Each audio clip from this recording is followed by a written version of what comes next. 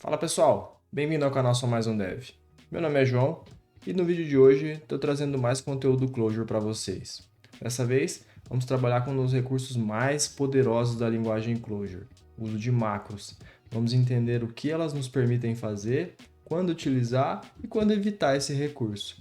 Se você é novo por aqui, considere se inscrever no canal, deixar aquele like e um comentário para engajar esse vídeo.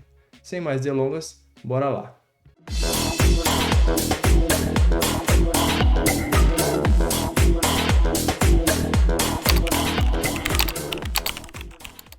Mais importante do que aprender a criar macros é entender o porquê as macros existem e quais cenários são propícios para que eu utilize esse recurso no meu código. Afinal, não é porque o recurso está lá que eu tenho que usar a todo momento. É importante entendermos conceitualmente o que são as macros e o que elas nos ajudam a fazer. Analisa comigo o trecho de código a seguir. Uma instrução if, escrita em Java, onde eu passo a condição de x ser maior que 10. Caso x seja maior que 10, eu não faço nada. Eu só faço alguma coisa na condição else, que também poderia ser convertido para x menor ou igual a 10. E eu não quero que você se atente aqui ao ponto de essa instrução poderia ser reescrita para fazer a mesma coisa e você jogar esse código dentro do bloco if. Não é esse o meu ponto. Eu concordo com você que essa instrução poderia ser reescrita. O que eu quero te mostrar aqui é, eu não teria como mudar o comportamento do if se eu quiser passar uma condição diferente e que ele execute de uma forma diferente. Eu tenho que seguir os modelos da linguagem. Nesse cenário que eu estou descrevendo, talvez para mim seria melhor que o Java tivesse um comando unless, que seria algo do tipo, a não ser que x seja maior que 10, faça alguma coisa. Perceba que a forma idiomática de descrever esse problema, ela fica melhor, ela soa melhor. A não ser que x seja maior que 10, faça alguma coisa. Eu não tenho que mudar a minha condição. Mas, se eu quisesse que o Java tivesse esse comando unless, o que eu teria que fazer? Eu teria que solicitar para a comunidade que mantém o Java e pedir para que numa futura versão, talvez, se eles entendessem que o comando que eu estou pedindo faz sentido, eles então implementariam e numa próxima versão do Java esse recurso seria disponibilizado. Mas eu não conseguiria utilizar esse recurso na versão que eu estou utilizando atualmente. Ou seja, é como se eu pensasse, minha vida seria muito mais fácil se a linguagem que eu trabalho tivesse o recurso XYZ. Em Clojure, isso é possível. Com as macros, nós conseguimos customizar a própria linguagem. Então, eu conseguiria criar comandos ou até mesmo mudar comportamentos de comandos já existentes através da escrita de macros. Então, as macros nos dão uma flexibilidade e uma customização muito grande na linguagem de programação que a gente está utilizando, que é no caso Clojure. Vamos demonstrar alguns exemplos aqui durante esse vídeo, então fica por aqui e a gente vai discutir bastante como elas funcionam. Como diria tio Ben de Homem-Aranha, com grandes poderes vem grandes responsabilidades. Não é porque eu posso customizar um recurso core da linguagem que eu devo fazer isso, a não ser que eu tenha um bom motivo para isso. E é isso que a gente vai ver agora. Quais são as motivações que nos levam a escrever macros e quando elas são uma boa ideia. Apresento para vocês o Clube da Macro. E o Clube da Macro possui duas regras. A primeira regra é não escreva macro. Now the world don't move to the beat of just one drum. Poxa, João, mas você está fazendo um vídeo falando sobre macros, apresentando todo o poder desse recurso e a primeira regra é não escreva macro? Sim. E por que existe essa regra? Porque as macros, elas são complexas. Diferente de uma função padrão, a macro tem toda uma complexidade por trás de como ela resolve a expressão ou como você declarou ela, que torna as coisas um pouco mais difíceis de serem entendidas. Por isso a recomendação de não escrever macros. E aí já apresento para vocês a segunda regra, que é escreva macros somente se for a única forma de você encapsular um padrão. Ou seja, as macros elas devem ser usadas em última instância. A não ser que você não tenha outra forma de encapsular um padrão ou de tornar a vida de quem está chamando a tua função mais fácil, opte por não usar macros. Como eu disse, não é porque você pode fazer algo que você deve fazer algo. Às vezes você vai programar em Clojure uma vida toda e não vai ter necessidade de escrever uma única macro.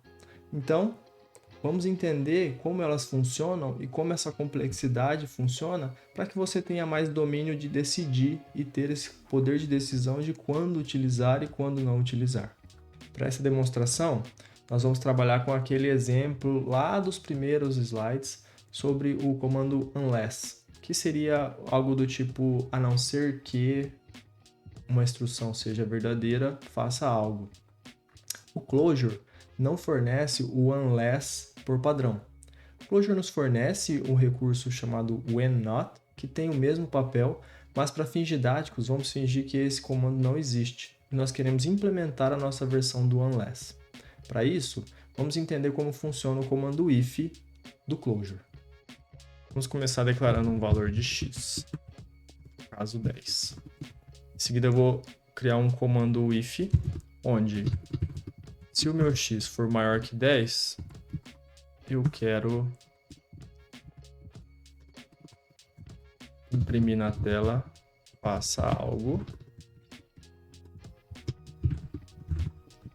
Se não,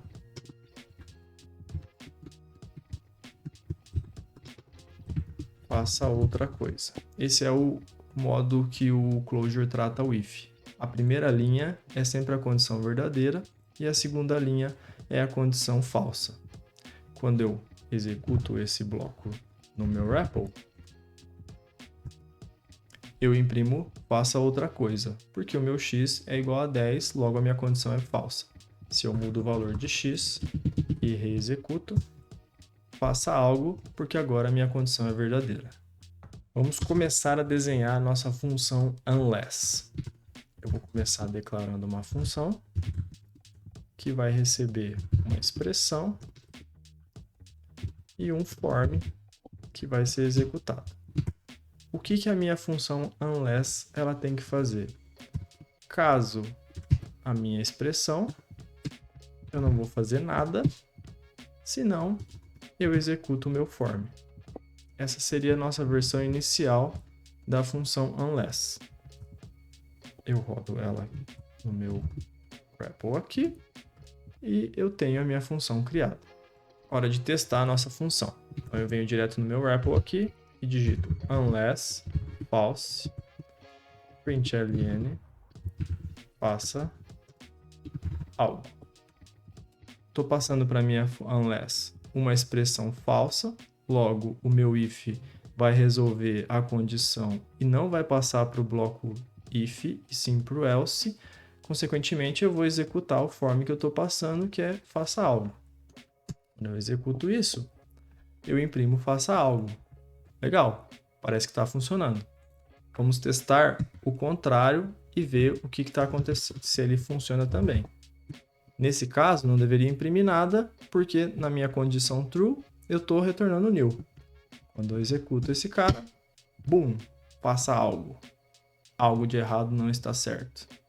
E aí você pode se perguntar, o que tem de errado com essa função, João? Estou vendo aqui, ó, o if está verificando, se a expressão for verdadeira, ele não faz nada e ele só executa o form se a expressão for falsa. E a nossa função ela está declarada de uma forma correta. O problema não está com essa função aqui. O problema está em como o Clojure lida com passagem de parâmetros para a função. Toda vez que eu executo uma função em Clojure, o Clojure por trás dos panos, ele evalua, ele faz o evaluate desses parâmetros antes de chamar a função. Então, o que está acontecendo? O meu print ele não está acontecendo dentro da função, ele está acontecendo um passo antes, quando o Clojure está chamando a função unless. Então, o print não está condicionado a nada. O print ele é sempre enviado. Então, o Clojure sempre faz o evaluate do println, independente da condição que eu estou passando para a minha função unless. E é aqui que está o problema de usar defn, funções normais, para esse tipo de questão. Para comprovar isso que eu estou falando para vocês, eu vou adicionar um print antes da verificação do if. Então, iniciando unless. Agora a nossa unless ela imprime uma instrução iniciando unless antes de fazer a verificação do if. Na teoria, quando a gente chama o nosso unless true, ele deveria imprimir iniciando unless e depois não imprimir nada. Ou no caso do false, ele deveria imprimir iniciando unless e depois faça algo. Mas quando a gente executa, ele verifica que o faça algo ele é executado antes do iniciando unless, comprovando o que eu disse para vocês de o closure fazer o evaluate dos parâmetros antes de executar a função propriamente dita. E é aí que surgem as macros para resolver esse tipo de problema. Vamos converter essa função unless em uma macro. E qual que é a ideia por trás da macro? Se você perceber, o closure ele é uma execução de funções através de listas, certo? As listas elas funcionam da mesma forma que uma chamada de função, parênteses. Então, nesse caso, a ideia é que a nossa macro retorne uma lista do comando final a ser executado. Como que a gente faz isso? Então, vamos lá. Vamos começar mudando aqui. Ó. Ao invés de defn, nós vamos utilizar defmacro. Possui a mesma estrutura de uma definição de função. A gente tem o nome da função, os parâmetros. Para simplificar, eu vou remover esse println. E ao invés de chamar if expressão new, eu vou retornar uma lista, eu vou colocar o meu if sobre aspas simples para que o closure não tente resolver esse if nesse momento. E eu retorno uma lista de como, no fim das contas, eu vou retornar uma lista com o comando if, a expressão new e form. Quando eu faço isso no meu REPL e crio a minha macro, agora, quando eu executo o meu unless e passo false println faça algo, ele imprime faça algo, e quando eu passo true,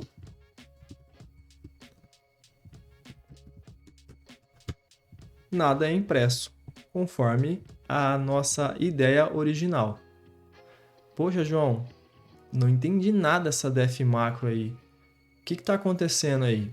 Vou mostrar para vocês alguns recursos que o Clojure nos oferece para nós, de certa forma, debugarmos as macros. Primeira dúvida que pode surgir: por que somente o meu if está com aspas simples? E aqui a gente precisa começar a entender como que o Clojure trabalha com as macros por trás dos panos. Se você lembrar o problema inicial de criar a nossa unless usando uma defn tradicional, a gente vai lembrar que o Clojure faz o evaluate dos parâmetros de uma função antes de executá-las, certo? No caso da macro, ele não faz o evaluate quando eu estou chamando.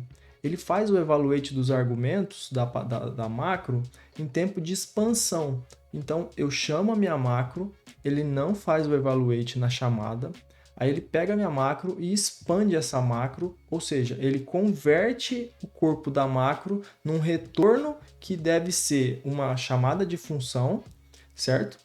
Ele vai fazer o evaluate em tempo de expansão, e eu quero que isso aconteça em tempo de expansão. Por isso que os meus argumentos da função eu não passei utilizando aspas simples. O if está em aspas simples porque se o Clojure tentar expandir o if em tempo de expansão da minha macro, ele não vai entender o que o if é. E o if é uma palavra reservada do Clojure Core. Então eu coloco entre aspas para repasse o mesmo if do jeito que está para a próxima etapa. A minha list é uma execução, então eu estou chamando o método list para criar uma lista. E o new não está em aspas simples, porque quando o Clojure faz o evaluate de new, o resultado é new. Para eu testar como o Clojure está fazendo essa expansão, nós temos uma função dentro do Clojure chamada macroExpand. E é essencial que nós sempre criarmos uma macro, testarmos ela com essa função para ter certeza que o retorno da minha macro é exatamente o que eu quero. Como é que eu testo isso? Dentro do meu REPL, eu digito macroExpand e passo a chamada da minha macro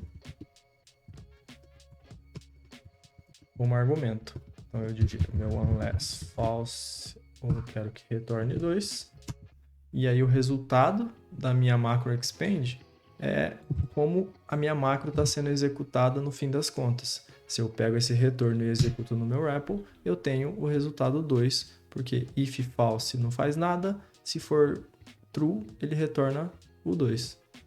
Legal? Então, sempre que a gente criar uma macro, é importante a gente testar com o macro expand só para ter certeza de que ela está expandindo da forma correta. O Clojure também nos oferece uma forma mais clean, digamos assim, de escrever as nossas macros. Ao invés de utilizar list e retornar numa list, ele nos fornece uma sintaxe mais declarativa para que as nossas macros fiquem mais fáceis de serem lidas. É isso que eu vou mostrar para vocês agora. Para isso, eu vou copiar a nossa def macro unless, e vou criar uma unless version 2, para que nós entendamos as diferenças e depois a gente consiga comparar lado a lado. Uma forma da gente reescrever essa macro de uma forma mais simples seria removendo o list e utilizando a crase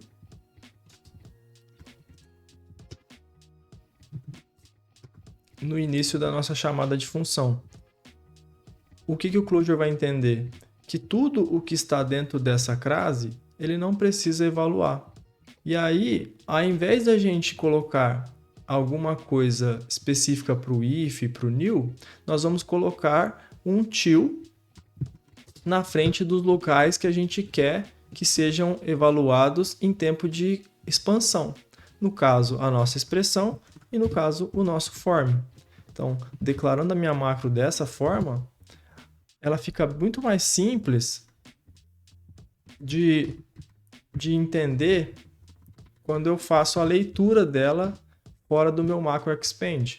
Então, se eu dar um macro expand aqui, o resultado é exatamente o mesmo, só que a forma como eu escrevi a minha macro, ela está mais simples para quem está lendo. Então, aqui eu tenho que entender que eu estou retornando uma lista, que o meu if está em aspas simples porque não quer evaluar. E aqui embaixo eu tenho a mesma macro escrita de uma forma mais declarativa, que eu batendo o olho eu sei que na verdade ela está executando um if, está reevaluando a minha expressão. Se for ela verdadeira, ela vai retornar new, se não, ela vai executar o que está no form. Então, essa é uma outra forma de escrever a macro e provavelmente a mais comum que você vai ver no dia a dia quando você olhar macros em códigos de produção. Para finalizar o nosso assunto de macros, eu vou apresentar para vocês um último comando ali de sintaxe de macro que vai resolver um problema que eu vou apresentar para vocês agora.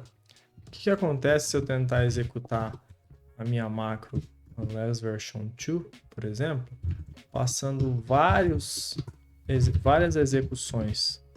Por exemplo, 1, 2, 3, depois eu quero que imprima 4, 5, 6, tentar executar isso aqui. Eu vou ter um erro de números inválidos de argumentos passados para minha macro. E faz sentido. Afinal, eu defini minha macro recebendo 2 argumentos, uma expressão e um form. E eu estou passando 3 argumentos. Continuo passando uma expressão, mas eu estou passando múltiplos forms. Como é que eu resolvo isso dentro de uma macro? Sem problemas. Vamos lá, vamos mudar a definição da nossa macro e ao invés de receber um único form, eu vou passar múltiplos forms através do e-comercial. Redefino a minha macro e executo ela. Bum, imprimiu, mas eu tive uma exceção, null pointer exception. Vamos entender o que aconteceu. Processo de debug que a gente já viu, macro expand, e vamos passar exatamente a execução que falhou aqui para a nossa macro expand. Vamos analisar o resultado do macro expand. Se a gente olhar aqui, ele resolveu da seguinte forma: é uma execução if, false, new, certo? E aí, toda vez que a gente passa uma função e ela passa a receber múltiplos argumentos utilizando o e-comercial, a variável form da nossa expressão, ela passa a ser uma lista. Só que como a macro expand está tentando expandir isso como uma lista, no fim das contas, ela está tentando executar esse trecho aqui. Só que isso aqui não é uma função, isso aqui é uma lista. Quando a gente usa esse tipo de argumento dentro de uma macro, a gente pode utilizar a sintaxe tio arroba, que o que ele vai fazer? Ele vai remover esses parênteses externos dos meus formulários. Então, eu redeclaro a minha função e eu faço o mesmo macro expand aqui e ele removeu aqueles parênteses de fora. Se eu tentar executar esse cara aqui, eu ainda vou ter erro, porque ele vai falar que tem muitos argumentos para o meu if, e o if não está esperando toda essa quantidade de argumento.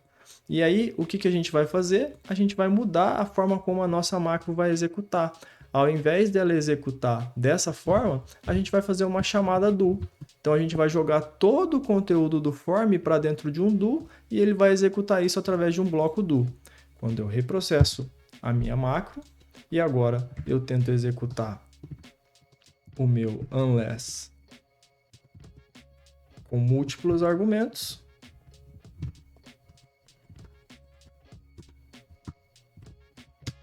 o resultado é o resultado esperado. E com isso encerramos o nosso vídeo sobre macro. É um assunto complexo, eu tentei deixar o vídeo o mais simples possível, o mais bem explicado. Se você gostou desse conteúdo e da forma como eu abordei o assunto, deixa aquele like e um comentário aqui no final para eu saber que você gostou. Por hoje é isso e nos vemos no próximo vídeo. Até mais!